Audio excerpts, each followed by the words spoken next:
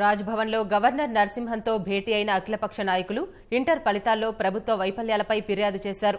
తెరాస ప్రభుత్వం చేపడుతున్న రాజకీయ ఫిరాయింపులపై సైతం గవర్నర్కు ఫిర్యాదు చేసినట్లు నేతలు వెల్లడించారు.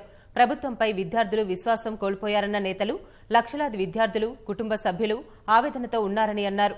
విద్యార్థులు, తల్లిదండ్రుల ఆవేదనను గవర్నర్ దృష్టికి తెచ్చామన్న అఖిలపక్ష నేతలు ప్రభుత్వ వైఫల్యం వల్ల 20 మంది విద్యార్థులు ఆత్మహత్య చేసుకున్నారని తెలిపారు. ఈ విషయమై ప్రభుత్వం సరిగా స్పందించలేదని గవర్నర్కు తెలిపామన్న నేతలు బాధిత కుటుంబాలకు 25 లక్షలు పరిహారం ఇవ్వాలని గవర్నర్ను కోరామన్నారు. తెలంగాణ విద్యార్థులు ఈరోజు అసలు పూర్తి నైరాశ్యం, నిస్పృహలో ఉన్నారు. మేము ఈ విషయంలో గవర్నర్ గారిని డిమాండ్ చేసిన విషయాలు, ముఖ్యమంత్రి గారు కేవలం ఫెయిల్డ్ స్టూడెంట్స్ అన్నాడు, రీవాల్యుయేషన్ ఉచితంగా చేస్తామని. మేము ఏం డిమాండ్ చేసినామంటే ప్రతి విద్యార్థి రీవాల్యుయేషన్కి అప్లై చేస్తే రీవాల్యుయేషన్ చేయాలి, ఉచితంగా చేయాలి.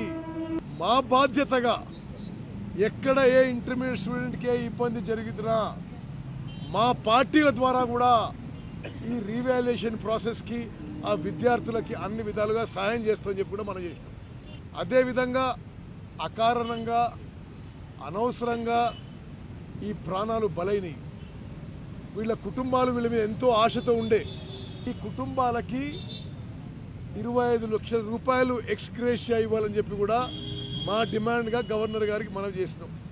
అదేవిధంగా కన్సర్న్ అధికారులను సస్పెండ్ చేయాలని, అసలు ఇంత పెద్ద విషయంలో ఈ ప్రభుత్వం నిజాలు బయటికి రావని ఒక హైకోర్టు సిట్టింగ్ జడ్జి ద్వారా ఎంక్వైరీ చేయించాలని చెప్పి కూడా గవర్నర్ గారిని విజ్ఞప్తి చేశాం.